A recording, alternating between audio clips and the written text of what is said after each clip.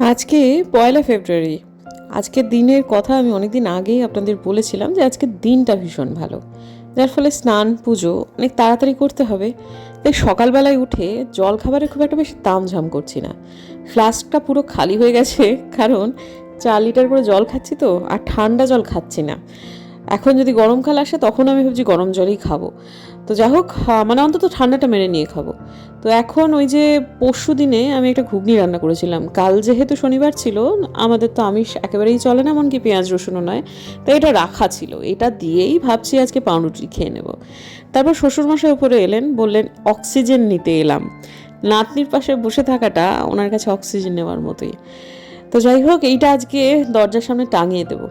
তারপর একটুখানি ওপরে গেলাম, গিয়ে দেখছি আলপনাদি কাঁচা হলুদগুলো লাগিয়েছিল, সেগুলো তুলেছে। আর মনে হচ্ছে আজকেও এই আখিলা আর হোয়াইট পিওনিটা প্রতিস্থাপন করা সম্ভব হবে না, যদিও সেটা আমার খুবই ইচ্ছা ছিল।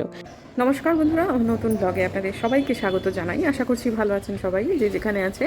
আমরা শিলিগুড়ি শহরে অত্যন্ত ভালো মনোরম আবহাওয়ায় খুব ভালোই আছি। এবং দেখুন, এই যে এই কারণেই পদ্ম গাছ রাখতে পারা যায় না। এই যে দেখতে পাচ্ছেন তো, এদের জন্য না আলাদা করে জল রাখলেও এরা ওখান থেকে জল খাবেই না, এরা এই পদ্মের চারি থেকেই জল খাবে। এখন একটা প্রাণী জল খাচ্ছে, কি বলবো বলুন দেখি। কিন্তু এতে গাছের ক্ষতি হয়ে যায়, ঠুকরে ঠুকরে পাতাগুলোর সর্বনাশ করে দেয়, এই তো হয় মুশকিল।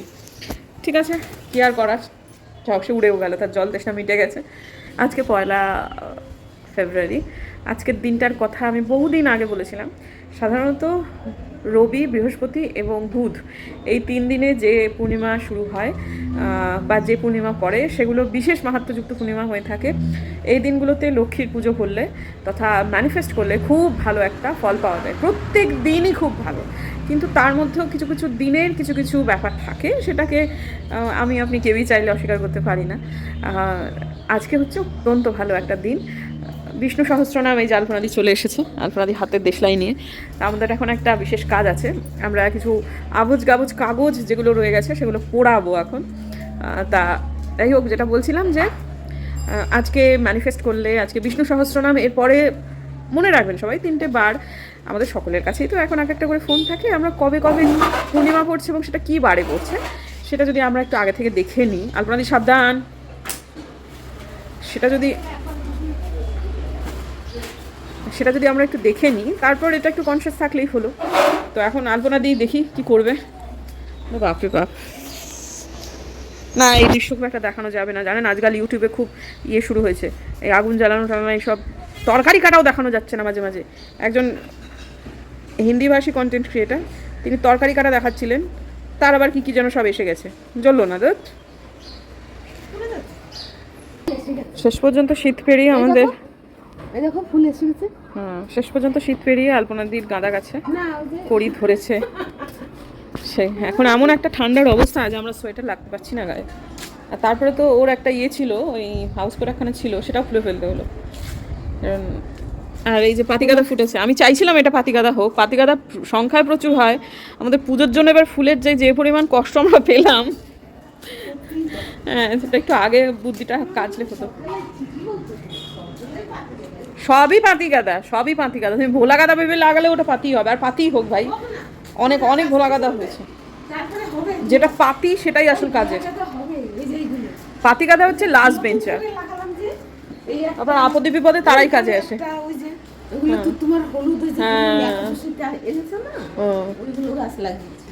আচ্ছা দাও দাও, তোমার নড়ির খোঁচা দিয়ে দাও, ওই একটু খোঁচা দিতে হবে। আর দেখাতে পাচ্ছি না, এতগুলো হলো ভস্য ছাই, এগুলো এবার আলপনা দিয়ে দেবে হচ্ছে জল। কারণ জল না দিয়ে, শুকনো দিনের বেলা তো, ভেতরে ভেতরে থেকে থেকে আগুন কখন ছড়িয়ে যাবে, আশপাশে কি হয়ে যাবে জানা নেই, সেজন্য সবসময় আগুন একটু শান্ত করে নিতে হয়। আরে এইখানেই তো জল আছে না, হ্যাঁ তো ওখানে জল ঠান্ডা করে রেখে তারপর আমরা নিচে যাব।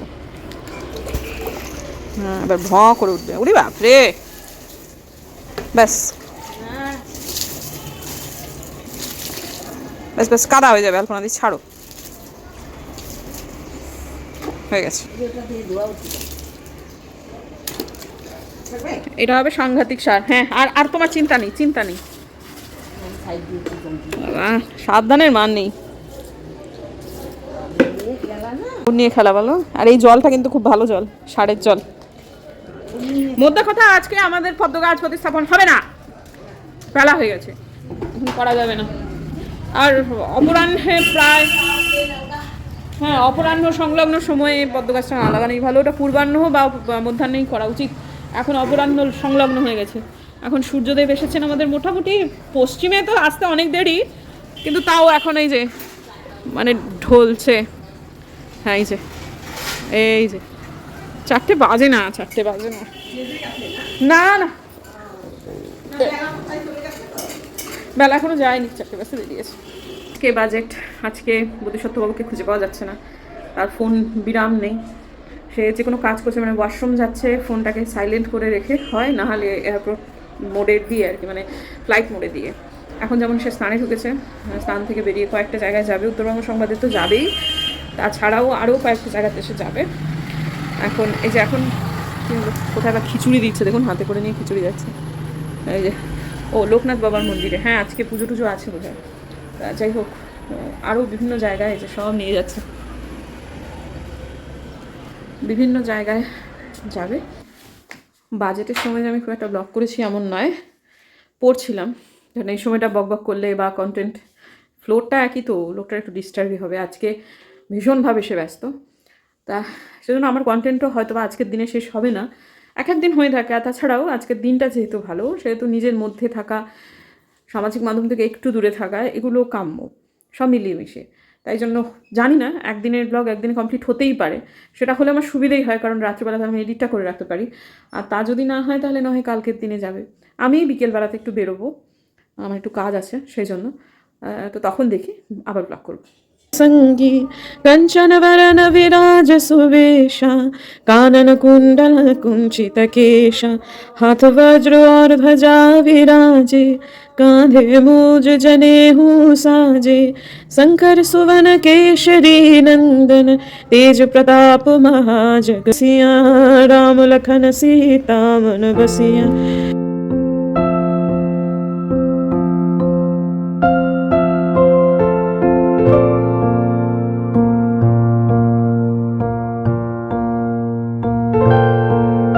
যে ধোঁয়াটা দিচ্ছি সেটা কিন্তু ঘুঁটের ধোঁয়া, তার মধ্যে একটা সামরানি কাপ রয়েছে, আর জ্বালিয়েছি হচ্ছে কটা কর্পূর দিয়ে। ধোঁয়াটা দেখেছেন কীরকম? একটা ঘুঁটেও কিন্তু পুরোপুরি নয়। ঘুঁটে যদি ঠিকঠাক শুকনো থাকে এবং যদি ঠিকঠাক জ্বালানো যায়, তাহলে দারুণ সুন্দর একটা গন্ধও আসে। এর মধ্যে কোনো রকম ধুনো আমি দিইনি, ওই সামরানি কাপের মধ্যেই যেটুকু দাহ্য ছিল তার মধ্যেই যেটুকু রয়েছে, তো খুব সুন্দর কিন্তু একটা গন্ধ হয় এবং ধোঁয়াটাও দারুণ হয়। 1 ঘন্টা কাঁদতে কাঁদতে আমার গলা একদম শুকিয়ে গেছে। ওই সময়টা যদি পাশে একজন কেউ ছিল, হ্যাঁ ওই বাড়ির মালকিন ছিল, ওরা যাবে, তখনও মানে যাওয়ার কথা হয়নি। আমি স্বপ্নে দেখলাম যে আমার মা মারা গেছে। তার 1 সপ্তাহের মধ্যে ওরা বললো আমরা ঘুরতে যাবো, আর আমি দাসপাড়া গিয়ে শুনি আমার মা মারা গেছে। জানো, আমার মাসির বাড়ি সবে গেছি, আমার তো দাদা এসে আমাকে খবর দিয়েছে। তো তোমরা মা মারা যাওয়ার সাথে সাথে খবর পাওনি? না। কতদিন পর খবর পেয়েছো?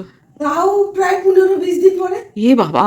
হ্যাঁ, তখন তো এরকম ফোন টোন কিছু ছিল না, সে আজকে কথা। তার মানে তোমার স্বপ্ন দেখার আগেই মা মারা গেছে? হ্যাঁ, না স্বপ্ন তখন আমি যেদিন আমার মা মারা গেছে সেই দিনই আমি স্বপ্ন দেখেছি। আচ্ছা, তাও 2 সপ্তাহ, 1 সপ্তাহ 2 সপ্তাহ পরে আমি দাসপাড়ায় গিয়েছি। তখন তুমি কি বাঁধাবাড়ি কাজ করতে? হ্যাঁ, তখন 24 ঘন্টা কাজ করতাম। কোথায় ছিল সেটা? হাকিমপাড়া। আর তোমার জামাইবাবুটা বলো? হ্যাঁ, জামাইবাবুটা তো আমরা কিচ্ছু জানি না। আরে চৈত্র মাসে তোমার ইসের দিনে মারা গেছে, কি বলে অষ্টমীর স্নানের দিন। আচ্ছা আচ্ছা আচ্ছা আচ্ছা আচ্ছা আচ্ছা। তখন আমাদের ওই যে চৈত্র মাসে না, আমাদের ছাতু, চিড়া, খই, মুরগি, হ্যাঁ এইসব চৈত্র মাসে সংক্রান্তির দিন ঠাকুরকে বাড়িয়ে দেয়। মোয়া বানায়, নাড়ু বানায়, সব রকম করে। আমাদের খই মানে ভেজেছে বাড়িতেই, আমাদের তো কিনা ছিল না, বাড়িতে এগুলো তৈরি হয়। বাড়িতে ভেজেছে মা, আমি, আমার মা আবার আমার দাদুর বাড়ি গেছে, মানে নদীর এই পারের থেকে ওই পারে, এই পারে আমাদের বাড়ি, ওই পারে আমার দাদুর বাড়ি। নদী কি শীতলক্ষী? কি নামটা? শীতলক্ষী। হ্যাঁ, শীতল লক্ষা নদী। শীতলক্ষা নদীর এই পারে তোমাদের বাড়ি, ও পারে দাদু বাড়ি। আচ্ছা তো আমাদের একটু ভিতরে, আচ্ছা, যাই হোক। বুঝছো, মানে পাড়াই না একবারে। হুম, ঠিক আছে, বুঝেছি। তারপরে আমার মা আবার আমার দাদু বাড়ি গেছে। হ্যাঁ, তখন মা বাড়ি ছিল না যখন খবরটা আসছে। তারপরে এসে আমাদেরকে বলেনি তো, আমার জ্যাঠতো দাদা ওই বৌদির কাছে বলেছে, বড় বৌদির কাছে। হুম, মানে বলতে সাহস পাচ্ছে না। আর বড় বৌদির মুখটা দেখে না আমার না কেমন যেন সন্দেহ হচ্ছে। তুমি কবে স্বপ্নটা দেখেছিলে? তুমি কি দেখেছিলে কিছু? হ্যাঁ, যে মারা গেছে, কিন্তু কিভাবে মারা গেছে সেটা দেখিনি। কিন্তু মারা গেছে খবর আসে, আমরা সেই চিৎকার করে কাঁদছি আমি। ও স্বপ্নে দেখেছো? হ্যাঁ, ও মারা, সেই সকালবেলায়, রাত্রিবেলা স্বপ্ন দেখছি, সকালবেলায় আসছে খবর। আচ্ছা। দুটো স্বপ্ন আমি একদম সত্যি দেখেছি। তোমার জামাইবাবু মারা গেছে কি করে? মাথায় গাছের ডাল পড়ে। ডাল পড়ে, শিশু গাছের ডাল। ওই গাছটা নাকি পুজো করতো, ওরা ওই গাছটা কিনেছিল। আচ্ছা, কাঠের ব্যবসা করতো তো, হ্যাঁ। ওই গাছটা কিনেছিল। ও ডাল কাটতে গিয়েছিল, আর ও ডাল কাটতে যায়নি, ডাল কাটছে অনেক অন্যজন। হ্যাঁ, ওরা গাছটা কিনেছে, মানে ওরা ব্যবসা করতো তো, ব্যবসায় 3জন না 4জন পার্টনার আছে। হুম, তা ও গাছের নিচ দিয়ে যাচ্ছিল, তা উপর থেকে বলছে ডাল পড়ছে রে, তুই সরে যা। টিনের চালের নিচে চলে গেছে ডালটা যখন পড়ছে। দেখো কেমন নিয়তি না, ডালটা যখন পড়েছে তখন ও এসে গাছের টিনের ঘরের চালের নিচে চলে গেছে। হ্যাঁ, বলছে এখন ডালটা বেজে আছে রে, তুই এখন বেরোতে পারিস। যখনই বেরিয়েছে তখনই ডালটা পড়ে গেছে। আর পড়ছে একদম মাথা রেজে, এইরকম জায়গায় মাথার কোনো চিহ্ন ছিল না। ও বাবা, মানে বিউটির বাবা। আমরা এগুলো দেখিনি, আমার বাবা আর আমার বড়দা গিয়েছিল। মানে বিউটির বাবা। হ্যাঁ, এটা বিউটির বাবার ঘটনা। ও তো দেখেনি ওর বাবাকে, কি করে দেখবে, তখন 6 মাসে পেটে। আচ্ছা আচ্ছা, স্বপ্ন সত্যি হয় বলো? সত্যি হয় তো, আর ভোরের স্বপ্নটা বেশি সত্যি হয়, জানো? হয়তো বা এইসব ঘটনার কোনো ব্যাখ্যা নিশ্চয়ই রয়েছে, কিন্তু যেটা ঘটেছে আলপনাদি জানতো না। কিন্তু জামাইবাবুর মৃত্যু সংবাদও, মানে জামাইবাবু মারা যাওয়ার পরে ওরা জানার আগেই আলপনাদি স্বপ্নে দেখেছিল, এবং মায়েরটাও তাই। যাই হোক, কত কিছু যে ঘটে যেটা আমাদের ব্যাখ্যার বাইরে, কে জানে। তো যাই হোক, এখন ওই যে ওটা আমি লাগিয়ে দেবো, যেটা ওই স্টিকার মতো এসেছিলো, ওটাতে কোনো রকম ওই স্টিক করে দেওয়ার জিনিসপত্র আসেনি। তো এটা এখন লাগিয়ে দিচ্ছি, এইখানেই লাগাবো আমি বাইরে প্রথমে ভেবেছিলাম, তারপরে শ্বশুরমশাই বললেন যে আমার শ্বশুরমশাই পার্মানেন্ট একটা ব্যবস্থা করে দেবেন। ওই আমাদের বাড়িতে এটা রাজমিস্ত্রির কাজ হবে, তো তখন এই সিম্বলটা সেটা রাজমিস্ত্রিকে দিয়ে আমার শ্বশুরমশাই বাইরেতে একদম স্থায়ীভাবে করে দেবেন। তো এখন এই জন্য এটা আছে, এবং আজকের দিনের জন্যই কিন্তু এটা আমি রেখে দিয়েছিলাম। আজকে তো মাঘী পূর্ণিমা, তো আজকে এটা আমি লাগাবো সেটা ভেবেছিলাম। এই হনুমানজির ছবিটার নিচেই এটা আমি সুন্দর করে লাগিয়ে দিলাম। তো আজকের ব্লগটা যেদিনকে এই ডেটটা বলেছিলাম, সেদিনকে অনেকে আমাকে বলেছিলেন যে 1জন না 2জন, যে আজকে তাদের জন্মদিন। যাদের আজকে জন্মদিন এই এত ভালো দিনে, তাদের সবাইকে জানাই শুভ জন্মদিনের অনেক শুভেচ্ছা। বেরোবো মনে করেছিলাম, কিন্তু আর বেরোতে ইচ্ছা করছে না। থাক, মাসের 1 তারিখটা নয় খরচহীন দিন একটা থাকুক। সত্যি কথা হচ্ছে, প্রত্যেক মাসে এরকম 2-3টে দিন যদি খরচহীন দিন থাকে তাহলে ভালো হয়। কোনো কিছুই খরচ করবো না, বেরোবো না। আজকে আমি বেরোতাম মূলত হচ্ছে, একটা ভাবছিলাম কোনো মন্দিরে যাবো, আর 2 নম্বর কথা হচ্ছে গামলাগুলো কিনবো, ওই পদ্মের গামলাগুলো। তো এখন ভেবে দেখছি দরকার নেই, থাক। পদ্মের গামলা তো কালকে যেটা করবো সেটার জন্য তো রেডি আছে, আর বাকিগুলো তো সদ্য জলে ভেজালাম, ওগুলোকে খানিক দিন জলে রাখতে হবে। সেটার জন্য যদি আমি পরশুদিনও যাই তাহলেও হবে। তাই আজকের দিনটা আমি ঘরেই পুজো করে নিলাম, ঘরেই ঠাকুরকে ডেকে নিলাম, মন্দিরেও যাব না। কারণ বাইরে বেরোলে ডাইনে বাইরে সামনে পেছনে খরচা হয়ে যায়। তা সেই জন্যই থাক, আজকের একটা দিন বাড়িতেই থাকি। ভেবেছিলাম বেরোবো, আর থাক, বেরোবো। বাঁধাকপি কাটার মধ্যে কি এমন বাহাদুরি আছে আমি জানি না, কিন্তু তবুও কাটাটা দেখাচ্ছি, কারণ এটা দিয়ে না একটা দারুণ ভালো রেসিপি হবে। কিন্তু সেটা করব হচ্ছে ব্রেকফাস্টে। সেই জন্য একটুখানি এইরকম জাস্ট ওই যেন তেন প্রকারের নয় আর কি, একটা কেটে আমি শুধু নুন জল দিয়ে ব্যাপারটাকে সেদ্ধ করে জলটাকে চিপে রেখে দেবো। এটা না একটা দুর্দান্ত ওয়েট লস রেসিপি হবে। সরি, আমার জিভটা জড়িয়ে যাচ্ছে। সেটার সাথে কিভাবে হবে সেটা তো কালকে আমি হয়তোবা দেখাবো আপনাদের। তবে যতটা আমি নিলাম বাঁধাকপি, ততটা আমার একদিনই লাগবে না। এটাকে সেদ্ধ করে আমি ফ্রিজেতে রেখে দেবো। তারপরে যেটা হবে যে আমি এটা মাঝে মাঝে ব্যবহার করব। কালকে ছানা কাটাবো, জানেন তো, ছানা কাটিয়ে তারপরে এই দুটো একসঙ্গে করে নিয়ে একটু ইসবগুল মিশিয়ে আমি একটা ওই ছানার পরোটা মতো তৈরি করব, যাতে করে বাঁধাকপিটাও কিন্তু থাকবে। তো ওইটাই আর কি আমার কালকে ব্রেকফাস্ট করার ইচ্ছা। তো এখন কি হয়েছে, এটা আমি 80% মতো সেদ্ধ করে নিয়েছি। এরপর এই যে এরকম করে একেবারে ভালো করে, এরপর ওই কাটাটা তো তেমন কোনো ব্যাপার নয়, 100% যদি সেদ্ধ করে নিতাম তাহলে চটকে নিলেই হয়ে যেত, একেবারে মাখা মাখা হয়ে যেত। কিন্তু 100% সেদ্ধ করার দরকার নেই, 80% হলেই আমার মনে হয় টেস্টটা আর একটু বেশি আসবে। তো কালকে কীরকমভাবে করব সেটা নিশ্চয়ই দেখাবো, বা হয়তো বা জানি না, মানে আমি এর আগে এটা করিনি, তো কাজে আগে একদিন আমি খেয়ে দেখি বন্ধুরা যে ব্যাপারটা কেমন দাঁড়ায়, তারপরেই বরং শেয়ার করি, জানেন, না হলে হয়তো বা খারাপ হবে, মানে ওই আর কি, আপনাদের শেয়ার করাটা বেকার হয়ে যাবে। তো এখন আপাতত এটাকে আমি চিপে রেখে দিচ্ছি, তবে আমার মনে হয় না খারাপ হবে, দেখি কালকে শেয়ার করতেও পারি আবার নাও পারি। তো এখন আপাতত এরকম করে আমি ফ্রিজে রেখে দিই। এই যে এতখানা বাঁধাকপি সেদ্ধ করার পর দেখুন এইটুকু হয়েছে, জল টল চিপে নেওয়ার পর। তো করে টোরে চলে এসেছি, এবার ব্লগটাকে এন্ড করব, পোশাকটা ছাড়বো তার আগে, মানে শোয়ার আগে আর কি। মানে ব্লগটা কি আজে বাজে কথা বলছি, তার তরিকার। সব রান্নাঘরের কাজ শেষ, আজকের দিনের জন্য আমার সব কাজ কমপ্লিট। পোশাকটি পরিবর্তন করব, তারপর শোবো। তো ভাবলাম তার আগে ব্লগটাকেও এন্ড করা যাক। এবার বোধহয় ঠিকঠাক বলেছি না রে বাবু?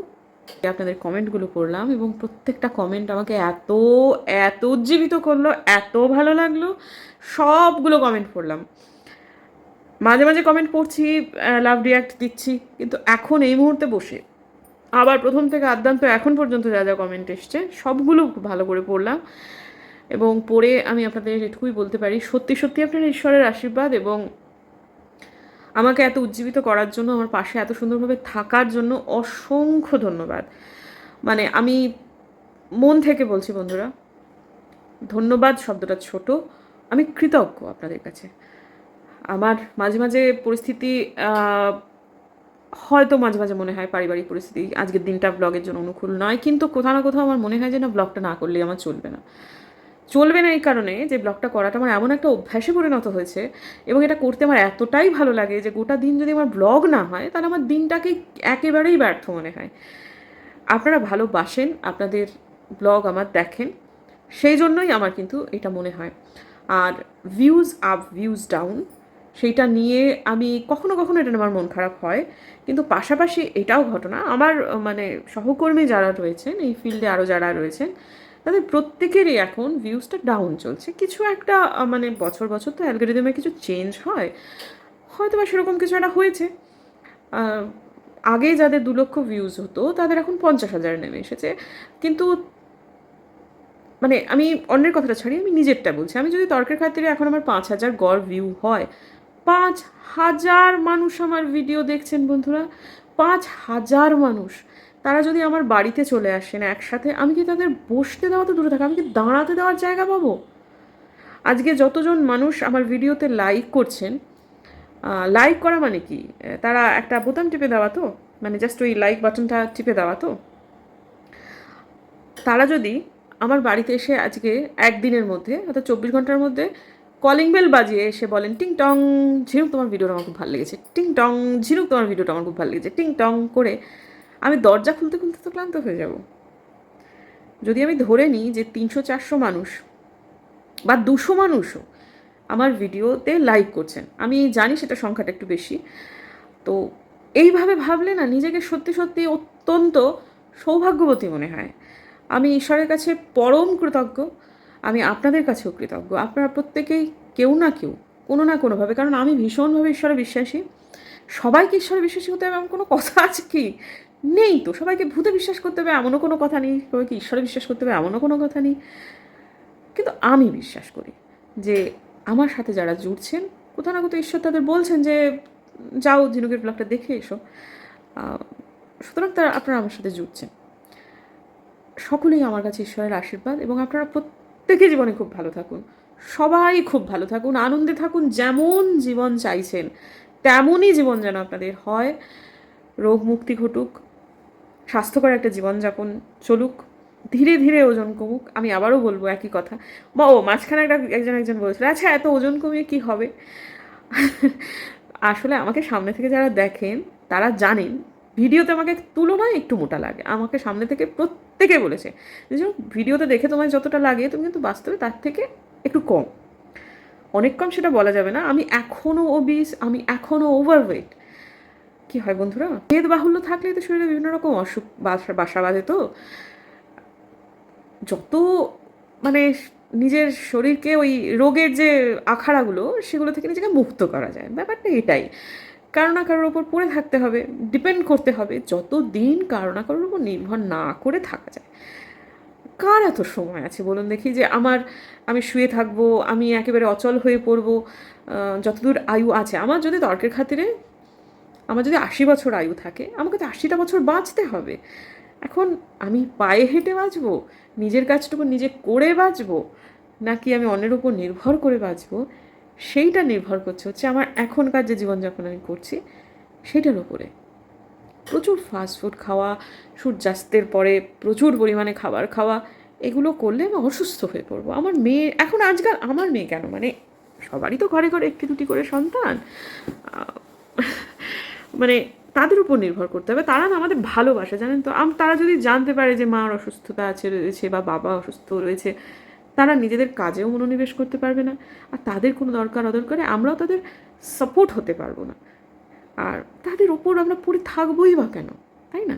যতদিন একটা বয়স পর তো গিয়ে করতেই হবে, যখন আমরা একেবারেই চলবো না, কিন্তু সে সময়টাকে যতটা সীমিত করা যায়, যত ছোট করা যায় আর কি, ততটা তাদের জন্য মঙ্গল, আমাদের জন্য মঙ্গল। এমনিতে এইটাই হচ্ছে আমার ওজন কমানোর এই মুহূর্তে একমাত্র কারণ। আর দ্বিতীয় কারণ, আমাকে সুন্দর দেখতে লাগবে, ভালো ভালো জামা কাপড় পরলে আমাকে ভালো লাগবে, এটা কারণ। যদি আমার এই বছরটা অনেকটা ওজন কমে যায়, তাহলে আমি সেই পণ থেকে বেরিয়ে আসবো যে আমি জামা কিনবোই না। তখন তোমাকে কিনতেই হবে, নতুন জামা কিনবো না, তখন বেশ স্টাইল বাইল করবো তো। কিন্তু যে ওজনে এত বছর ধরে আছি, এই ওজনে আর আমার ভাল লাগছে না, হয়েছে। এবার নিজেকে দেখতে দেখতে, আয়নায় দেখতে দেখতে আমি নিজেই বোর হয়ে গেছি, এটাই কারণ। তো যাই হোক বন্ধুরা, সবাই ভালো থাকবেন। আমাকে উজ্জীবিত করার জন্য অসংখ্য ধন্যবাদ, কৃতজ্ঞ আপনাদের কাছে আমি। আবারও বলছি, লাইক করবেন, আপনাদের লাইকটা আমার কাছে খুব জরুরি এবং খুব আনন্দদায়কও।